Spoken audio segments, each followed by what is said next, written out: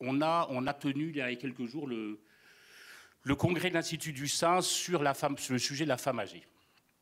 Je ne voudrais pas qu'il y ait d'arrière-pensée démagogique ou contestataire dans cette approche. C'est-à-dire qu'il y a effectivement, comme j'ai dit à l'instant, les progrès de la cancérologie, nouvelles machines de radiothérapie, nouveaux médicaments pour les chimiothérapeutes.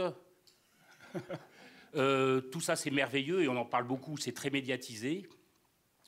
Mais avec les moyens qu'on a aujourd'hui, est-ce qu'on peut déjà faire mieux?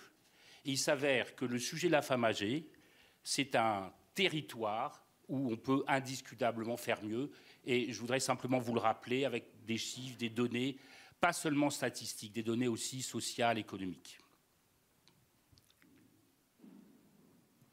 Les chiffres, donc il y a près de 60 000 nouveaux cancers du sein par an en France. Ce qu'il faut noter, c'est que plus de 20% touchent des femmes après 74 ans.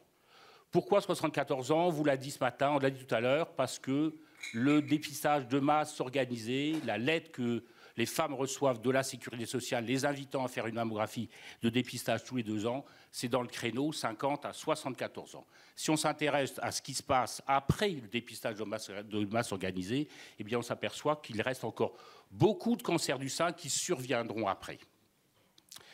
12 000 décès par an en France sur ces 60 000 malades, et 50% de ces décès concernent les femmes de 74 ans. Vous me suivez là? Si vous ne comprenez pas, vous m'arrêtez.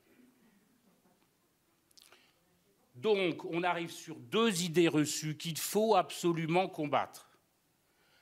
1, je suis trop vieille, je n'aurai pas le cancer, et si je l'ai, ça ne sera pas grave. OK? 1, c'est la courbe rouge. L'incidence du cancer du sein, elle augmente de façon très importante avec l'âge, comme vous voyez. Donc le cancer du sein de la femme âgée, c'est beaucoup plus fréquent qu'au cancer des femmes jeunes. Donc, je suis trop vieille, je n'aurai pas le cancer, c'est une ânerie totale. 2, si je l'ai, ça ne sera pas grave. Voilà la courbe de mortalité en fonction de l'âge, c'est la courbe bleue. On ne peut pas faire mieux. Donc, si je l'ai, ça ne sera pas grave, c'est une ânerie totale. Alors, il faut tout de suite revenir sur ce que je disais, il n'y a pas de démagogie ou d'esprit contestataire systématique dans tout ça. Le dépistage de masse organisé, c'est super bien. On va y revenir. Faire la mammographie systématique entre 50 et 74 ans, c'est super bien. Les gynécologues ont beaucoup poussé à ça. Les femmes le suivent plus ou moins. Il y a 50% à peu près des femmes qui font cette mammographie systématique. Il y a aussi beaucoup de femmes qui passent par le dépistage individuel. Donc cette idée de faire le dépistage, on ne va pas revenir dessus, est acquise, elle est validée et il faut le faire. Le problème, c'est qu'est-ce qui se passe après? C'est-à-dire quand elles arrêtent de recevoir la lettre et qu'elles pensent qu'elles ne feront pas le cancer, et si elles le font, ce n'est pas grave. Quand on regarde les chiffres d'incidence de 90 à 2015, c'est pas de peau, parce que les femmes âgées, c'est-à-dire les courbes en haut, la courbe violette, eh bien, il y a une croissance de l'incidence qui va en augmentant au fil des années.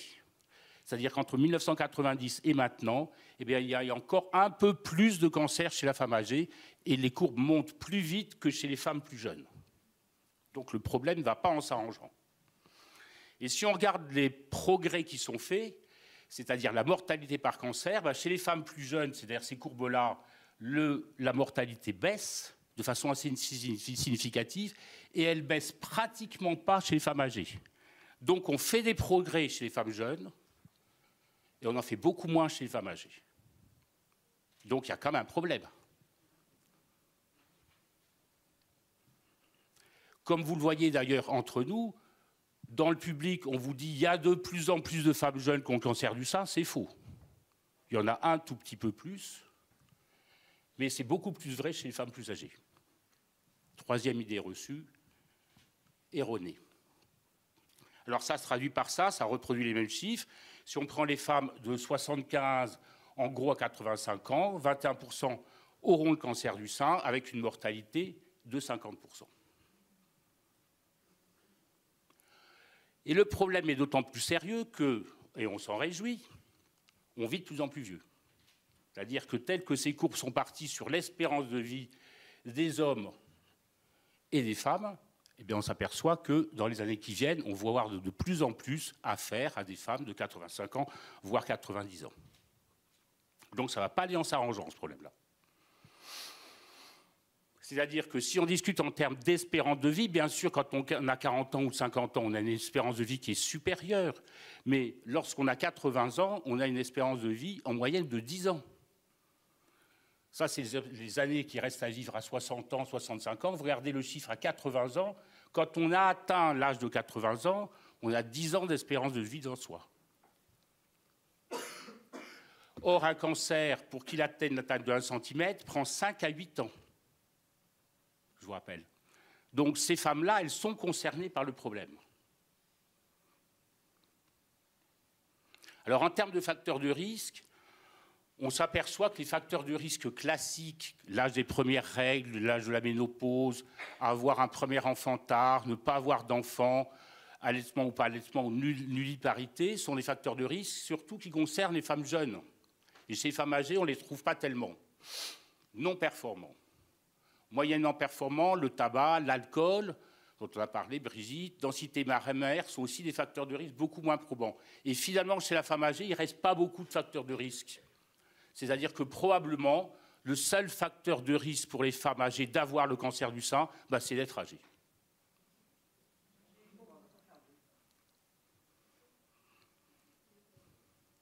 Alors la cohorte d'Amiens, qui est une cohorte française, est particulièrement instructive. Ils ont comparé le devenir des femmes qui venaient de plus de 75 ans, toutes, qui venaient soit parce qu'elles avaient palpé leur cancer, soit parce qu'on leur avait fait une mammographie. Eh bien, en fait, sur cette population, la grande majorité, ce n'est pas une mammographie qui a trouvé leur cancer. C'est-à-dire qu'en gros, la mammographie systématique ne concerne que très peu de femmes après 75 ans. La plupart du temps, c'est une découverte clinique. Soit par le médecin traitant, c'est assez rare, 5% malheureusement, soit parce que les femmes elles-mêmes ont trouvé leur cancer, se sont dit « tiens, j'ai une boule, je vais consulter ». Qu'est-ce qu'elles deviennent ces femmes? Qu'est-ce qu'elles ont comme cancer? Alors T1, T2, T3, T4. T1, c'est des tumeurs de moins de 2 cm. Okay, T2, c'est entre 2 et 5 cm. Eh bien, quand on regarde les femmes chez qui on fait la découverte par l'examen clinique, il y a 31, il y a 14% de T1 et 44% de T2.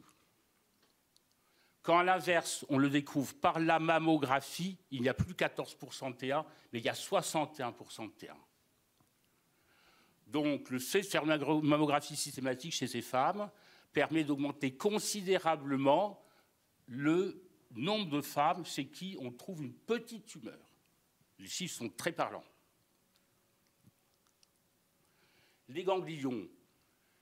N0, ce n'est pas de ganglion. N1, c'est on palpe un ganglion. Eh bien, quand on fait une mammographie, dans 90%, il n'y a pas de ganglion. Alors que quand c'est l'examen clinique, il y en a 42%. Et on sent un ganglion, c'est 30% quand c'est découvert clinique et seulement 3,5% quand c'est la mammographie. Donc les femmes qui font une mammographie systématique, typiquement, elles ont un T1 sans ganglion. Et les femmes qui palpent leur tumeur, typiquement, elles ont un T2 avec des ganglions. Et moralité, elles n'ont pas le même pronostic. Et plus grave, le nombre de métastases concomitantes, c'est-à-dire que la femme, on lui trouve une boule d'une manière ou d'une autre, et elle fait un bilan. Eh bien, quand on trouve leur cancer par une mammographie, dans 0% des cas, le bilan sera positif. Dans 0% des cas, elles seront métastasées, alors que lorsque elles le trouvent en palpant leur boule, dans 20% des cas, elles seront métastasées. Donc, elles ne partent pas, vous savez, quand en course de chevaux, elles ne partent pas avec le même handicap. C'est-à-dire que si elles ont fait une mammographie, en général, elles auront des T1 de 0, et quand elles ne font pas de mammo et qu'elles se le palpent, en général, elles auront des T2, N1 et 20% de cas de métastase.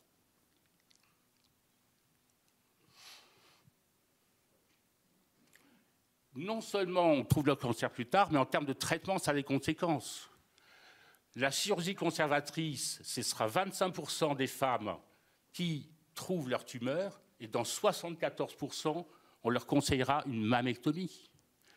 Alors que quand elles font une mammographie, eh bien, elles ont seulement 25% de mammectomie. Donc trouver sa tumeur toute seule vous conduit à la mammectomie. Alors que la mammographie vous évite dans un grand nombre de cas la mammectomie. Et en gros, voilà, ça c'est la survie, donc c'est clair. Cancer découvert par la mammographie et cancer découvert par la malade.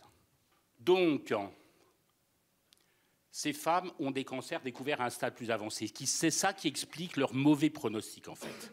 Parce que globalement, si on regarde les facteurs pronostiques biologiques de la tumeur, ils sont plutôt meilleurs chez la femme âgée que chez la femme jeune. La femme âgée, elle a des cancers moins agressifs, plus sensibles au traitement hormonal, mais on découvre son cancer plus tard. C'est ça qui fait son mauvais pronostic. La Société de cancérologie américaine, elle est un peu décalée par rapport à la France. La France dit donc, vous faites votre mammographie de dépistage de 50 à 74 ans, et après, elle ne dit plus rien. Pas de recommandation. Ça a été prouvé dans une étude. Elle ne fait rien, c'est-à-dire qu'on ne dit pas les femmes quoi faire, et on laisse aux médecins traitants le choix de faire ce qu'ils veulent. Les gynécologues, en général, comme vous le savez, à 65 ans, les femmes ne vont plus les voir, théoriquement. Il y a une recommandation de la Société française de gynéco qui ne dit pas ne venez plus voir votre gynécologue, mais qui dit ne faites plus de frottis après 65 ans.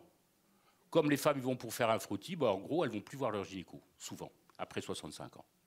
Et c'était les gynécos qui poussaient à la mammographie. Les médecins traitants, je vous l'ai dit tout à l'heure, 5% des femmes après 75 ans, 5% ont un cancer du sein découvert par le médecin généraliste. Ça veut dire quoi? De vous à moi, comme il n'y a pas de médecin traitant ici, c'est qu'ils n'examinent pas leurs patientes. Ils n'ont pas le temps. Le temps de recopier le truc pour le cholestérol, la circulation veineuse et je ne sais pas quoi, ils leur prennent la tension, clinque, malade suivant, quoi. C'est pas vrai. Ouais, ça dure quelques minutes, mais d'ailleurs, bon, il n'y a pas de procès, hein, c'est comme ça, c'est un état de fait. Donc elles vont plus voir leur gynéco, la Sécu leur dit rien après 74 ans sur la mammographie, et leur médecin traitant ne les examine pas. Et j'ai vu il y a quelques jours une malade qui disait à son médecin traitant, est-ce qu'il ne faudrait pas que je fasse une mammo? Et il lui a répondu, non, ça ne sert à rien. Non, ça ne sert à rien. Donc, de ce côté-là, les Américains sont un peu plus pertinents, à mon avis, puisqu'ils disent qu'il faut conseiller aux femmes de poursuivre les efforts de la mammographie de dépistage tant qu'elles ont une espérance de vie au-delà de 10 ans. Alors, c'est un peu compliqué, parce que pour dire, madame, je pense que vous allez vivre 9 ans, faites pas de mammographie, je pense que vous allez vivre 11 ans, faites-en. Bon, mais dans la forme, on peut essayer d'améliorer un peu la communication. Vous voyez ce que je veux dire? On se comprend. Alors, comme il a été dit tout à l'heure par les chirurgiens que j'ai écoutés, par l'Anatole, tous les moyens qu'on peut utiliser dans le cancer du sein, bien sûr, le problème, c'est de les aménager, de les personnaliser en fonction de la personne qu'on a. Et Anatole, je ne sais plus la phrase que tu as dite, c'est il n'y a plus d'état, le vieillissement n'est pas une question d'état civil, la femme âgée, c'est pas une question. La fragilité n'est pas une question d'âge. La fragilité. On peut être fragile à 40 ans et en pleine forme à 90. La fragilité n'est pas une question d'âge. Et alors, il y a des recommandations européennes qui viennent d'être publiées. Étienne Brun, qui a co-signé ces recommandations, participait à notre congrès l'autre jour, pour expliquer exactement ça, c'est-à-dire qu'en fait, il faut personnaliser la prise en charge des femmes âgées. Mais je vais vous dire, là aussi, on parle dans la démagogie, parce qu'il faut aussi personnaliser la prise en charge des femmes jeunes, ce qu'on fait naturellement. Parce que lorsque je vois une femme qui est sortie d'une PMA pour avoir un gamin et qui vient nous voir parce que le gars dans la PMA, il lui a fait une mammographie. Ça n'arrive pas toujours, mais ça arrive quand même assez souvent. Pauvre cancer du sein. Elle a 40 ans, elle voulait absolument avoir un gosse, elle retrouve face à un gus comme moi, qui lui dit, chère madame, on va vous opérer, puis après on va vous faire 4 mois de chimiothérapie, et il y a en gros une chance sur 2, vous sortiez ménopausée. C'est une révolution pour cette femme, le ciel lui tombe sur la tête. Est-ce qu'il n'y a pas plus de conséquences à prescrire cette femme-là, ce qu'il faut faire, ce que les chimiothérapeutes font? Une chimiothérapie, et puis après vous allez vous taper 10 ans d'hormonothérapie histoire de rigoler. Bref, elle tire un trait sur ses gamins, elle se retrouve ménopausée à 40 ans, et en plus elle va peut-être se gagner une mammectomie. Certes, reconstruction, enfin une excuse-moi Muriel, mais mammectomie quand même. Est-ce que c'est pas plus... Donc, et là, on adapte bien la prise en charge, on s'attendrit sur elle, on prend le temps d'expliquer. Est-ce qu'on fait bien pareil pour les femmes âgées? Celle qui a 80 ans, 90 ans, des petits trous de mémoire, qui est toute seule dans la vie. Ce n'est pas certain. C'est ça le sujet de ce topo. Ah, ça, c'est pas mal, hein? Ça, celle-là, elle est belle. C'est Ali Chamsidine qui m'a donné cette photo, que je trouve superbe. Un paramètre sur lequel je voudrais, donc, dans la prolongation de ce que je viens de vous dire, passer un peu de temps, c'est l'isolement. Quand on interroge dans cette très grosse série de plus de 10 000 malades, celles qui répondent à un moment, je me sens seul dans mon problème de maladie de cancer, eh bien, on s'aperçoit que dans tous les pays, ça ne se passe pas pareil. Il y en a certaines qui disent, oui, je me suis senti seul. Surtout les Grecs, et la France est ici, vous voyez, en 5e position. Et puis l'Europe du Nord, les Anglais, forcément, ils sont meilleurs que nous, quoi. La solitude, le sentiment d'isolement a même été considéré comme un facteur pronostic du cancer. C'est-à-dire que le fait de se sentir seul face au cancer entraîne un risque de 60% de décès. Entraîne, pas à lui tout seul, mais est corrélé. Et donc là, je peux citer que mon ami Marc Espier, qui a dit « Le grand âge facilite l'isolement, la dépendance à perte du conjoint, l'absence de famille, les revenus modestes, la démence sénile. Nous avons tendance à infantiliser les personnes âgées, à parler à la famille plutôt qu'à la personne concernée. Nous en sommes souvent inconscients, là il parle pour nous. La tendance pourrait être de prendre avec la famille des décisions à la place de la malade. Ça c'est complètement vrai, je vais vous dire. Complètement vrai. On a parfois modifier notre langage en parlant lentement, en exagérant l'intonation, en utilisant un vocabulaire plus simple, en parlant à l'intéressé, la troisième personne, nous leur renvoyant une image peu valorisante d'elle-même, en utilisant un langage simplifié, voire en les tutoyant. Nous partons souvent du principe que la femme âgée est asexuée, n'a plus de désir. Muriel, oui. Nous pouvons avoir du mal à comprendre une demande de reconstruction, voire à l'envisager, de point à son âge. Là, je trouve qu'il a fait fort, Marc. Et quand on regarde ça, on se dit que ça nous praticiens, hein, Anatole, ça nous est arrivé. Ça nous est arrivé. Alors en 2019, la Ligue contre le cancer, soutenue par un certain nombre d'organes de presse, a fait une campagne avec une photo choc, comme vous voyez, trop vieille pour ça. Et on a décidé de reprendre ce combat avec l'Institut du Sein, avec l'aide de Brigitte Fanny Cohen, pour sortir une tribune dans laquelle on redit tout ça, c'est-à-dire s'adresser aux femmes âgées comme des patientes, comme les autres, en individualisant simplement et en adaptant le dépistage, le discours, la prise en charge médicale et la prise en charge socio-économique. Et on a reçu le soutien pour ce faire de 70 cancérologues, dont certains qui sont les patrons de la Pitié-Salpêtrière, de l'hôpital européen, de l'Institut Curie, des médecins de Villejuif, mais aussi des médecins américains ou des médecins étrangers. Et je suis très fier d'avoir récolté ces 70 soutiens, et à chaque fois, leur réponse était « T'as raison, c'est un combat qu'il faut mener », et ils encourageaient ce combat. Et on a sorti cette tribune. Brigitte, on a sorti cette tribune dans le Figaro et dans les pages santé du Figaro et aussi dans des tas d'autres médias, et avec l'espoir qu'on fera un peu bouger, sinon les lignes, du moins en tous les cas le positionnement des uns et des autres sur le sujet. Le positionnement d'abord des personnes, c'est-à-dire vous, c'est-à-dire pas croire qu'il n'y a pas de cancer après 70 ans, pas croire que c'est rien, c'est pas grave, ça touche que les femmes jeunes. C'est grave quand on est jeune, mais quand on est âgé, ça devient bénin. Toutes ces âneries qui sont répétées. Les médecins, d'abord des médecins généralistes, qui examinent leurs patientes, qui continuent à les envoyer à la mammographie de dépistage, surtout quand elles ont quelques facteurs de risque. Et puis, les cancérologues.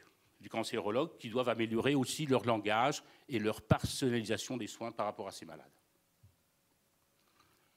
En conclusion, pas de limite d'âge sur l'âge de l'état civil. L'âge de l'état civil, bien sûr, c'est une chose, mais il faut bien sûr voir l'âge physiologique. Anatole l'a dit.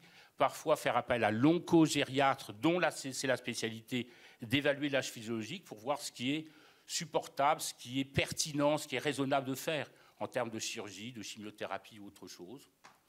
Une mammographie tous les 2 ans et reste pertinente tant que l'espérance de vie est de l'ordre de 10 ans, et là on peut discuter, mais en tous les cas, tant que ce sont des patientes qui ont une espérance de vie significative devant elles, il n'y a pas de raison d'abandonner le dépistage comme il est fait aujourd'hui et prendre en compte, bien sûr, les comorbidités. Là, ça se passe de commentaires, ça. Hein? Je ne sais pas si la reine fait des mammographies, mais je vous parie qu'elle en fait.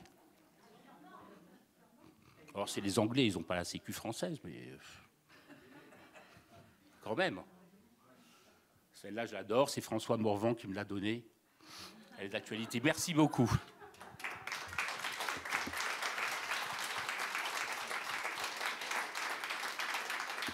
Merci Jean-Michel. Est-ce que vous avez des questions? Oui, alors. Là, j'en vois au moins 2.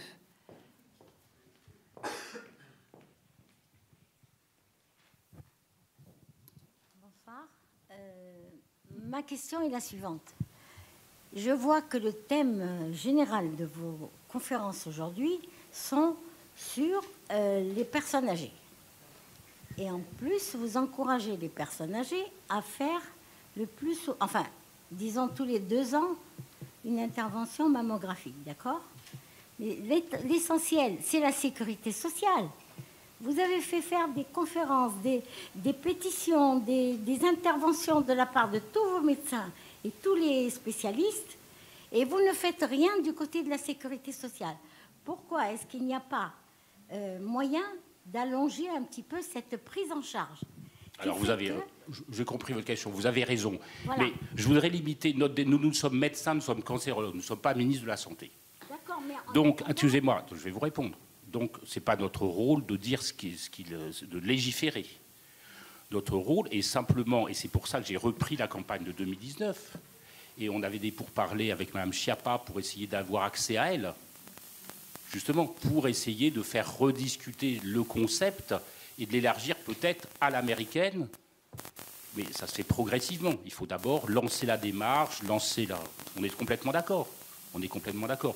Mais il ne suffit pas de dire de façon démagogique « Ouais, il faudrait faire ces scandaleux que la Sécu ». Non, ce n'est pas ça le sujet. Ce n'est pas notre business. Notre business, c'est de conseiller aux politiques et aux décideurs en termes de santé publique. Mais la réflexion de santé publique, c'est une réflexion qui est différente. C'est une réflexion qui engage les moyens financiers de la santé en France, c'est-à-dire en fait chacun d'entre nous, la Sécu, l'arrêt de travail pour aller faire la mammographie pour celles qui travaillent quand elles sont jeunes, mais même quand elles sont âgées, les moyens de transport, les radiologues qu'il faut mobiliser. Donc ce n'est pas notre boulot.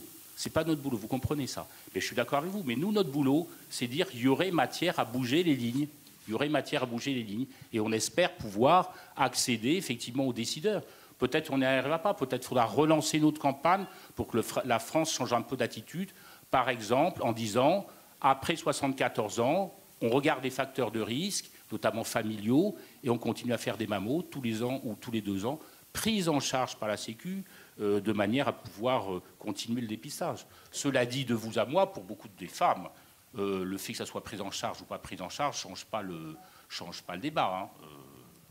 Elles peuvent se faire dépister. Jean-Michel, une petite précision. Les mammographies après 74 ans, hors dépistage, ou même avant 50 ans, hors dépistage organisé, elles sont quand même prises en charge par la sécurité sociale à partir du moment où elles sont prescrites par un médecin. Donc en fait, il peut très très bien ne pas rester de surcoût à la femme si à partir du moment elle a où une bonne mutuelle. votre généraliste vous prescrit une mammographie, c'est pris en charge par la Sécu normalement.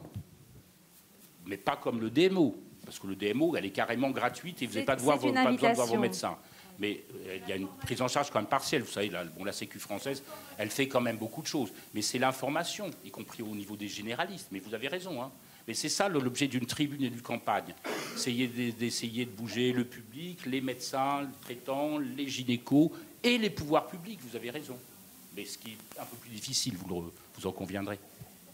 Alors, il y a une question d'abord au fond. La dame en jaune. Et après, je vous donne la parole. Bonjour, je me permets d'intervenir. Je ne savais pas le sujet de la conférence d'aujourd'hui. Et le mois dernier, quand j'ai été voir en visite annuelle le docteur Bourgeois, je lui avais demandé jusqu'à quel âge je devais faire une mammo. Il m'a dit éternellement. Donc voilà, j'ai ma réponse.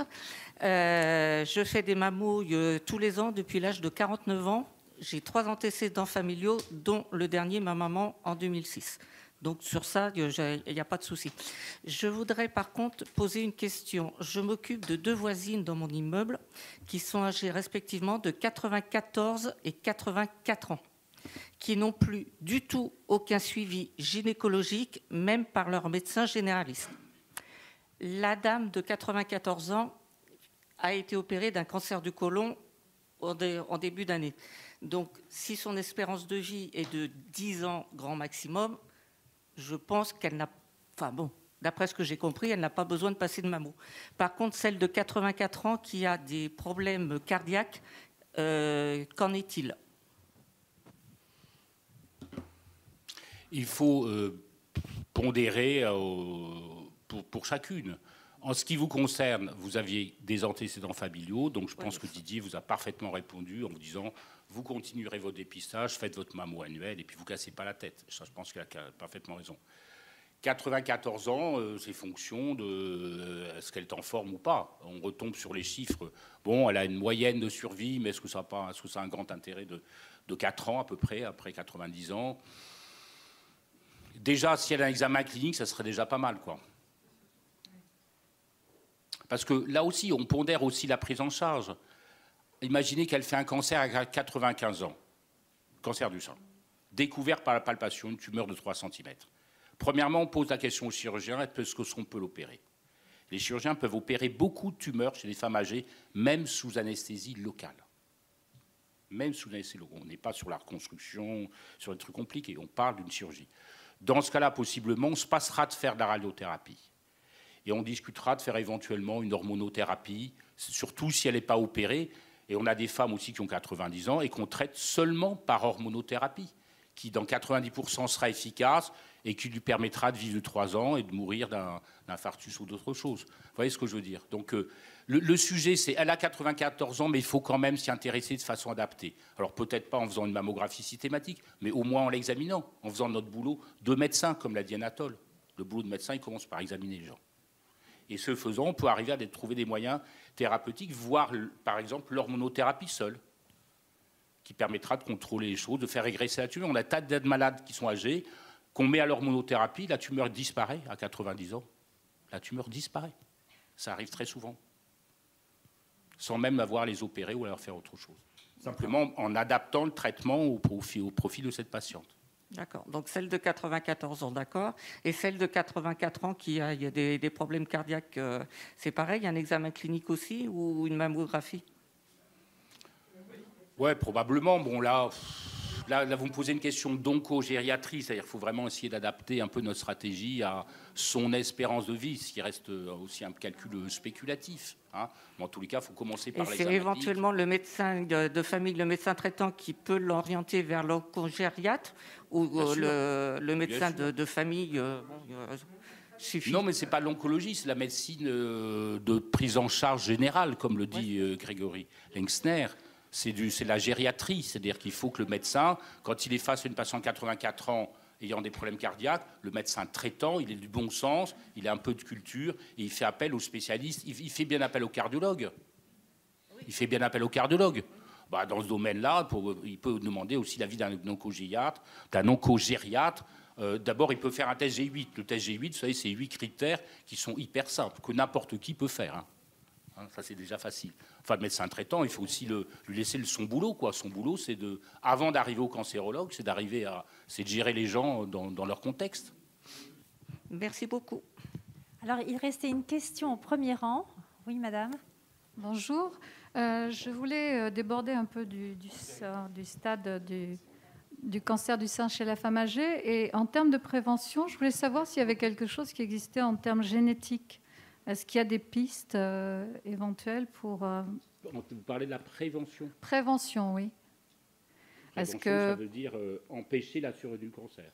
Est-ce qu'on peut détecter à titre préventif? Est-ce qu'il y a des pistes? C'est juste une question. Est-ce qu'il y a des pistes génétiques qui existent pour arriver à anticiper? Mais là, vous parlez du dépistage, là. Oui. Pas de la prévention. Tu veux parler du mammorisque? Oui, pardon. Oui, voilà. Actuellement, il y a des études qui sont mises en place. Alors, il y a Mammorisk, il y a MyPeps, il y a plein de choses qui sont proposées. Où en fait, alors, il y a les femmes qui ont des mutations génétiques connues, donc ça, là, on les sort de ce cadre-là, c'est pas ça. Mais on est en train de faire là des études. En fait, il y a des prélèvements salivaires qui sont faits, une analyse qui est faite par un laboratoire, et après qui vous donne une échelle de risque. Et en fonction de ça, on voit s'il faut rapprocher les mammographies ou on peut peut-être les écarter. Donc, il y a des études actuellement qui sont en cours là-dessus. Et il y a une échelle de risque. Et donc, éventuellement, on va pouvoir faire des dépistages personnalisés dans les années qui viennent, savoir s'il faut faire des mammographies tous les ans, voire des IRM tous les ans, ou on peut espacer, faire des mammographies tous les 5 ans. Donc, il y a des choses qui sont en train de se passer, ça évolue, ça avance. Et effectivement, dans les années à venir, ça va se développer. Ah oui, un commentaire à ce que dit Grégory. Il y a deux grandes questions. Il y a les mutations dont on sait qu'elles augmentent le risque de cancer du sein. Les plus connus, c'est BRCA1, BRCA2, et en fait, il y a un panel de 13 gènes qui sont aujourd'hui faits en routine chez les femmes ayant des antécédents familiaux importants. En dehors de ça, il y a la femme qui n'a pas de facteur de risque génétique particulier. Et là, aujourd'hui, se trouvent les tests de dépistage, comme tu disais, notamment le Mammorisk, qu'on est en train d'activer à Hartmann actuellement, avec une consultation entièrement dédiée à ça, par le docteur Huss, et une consultation gratuite, d'ailleurs, je le signale, puisqu'on m'a parlé. Et donc, pendant cette consultation, il est étudié les facteurs de risque en général, notamment le surpoids, la consommation d'alcool, la densité mammaire, les facteurs de risque de ce type, et il est fait un test salivaire, vous savez, comme dans la télévision, là, quand on leur frotte l'intérieur de la joue, là. Vous voyez quoi ?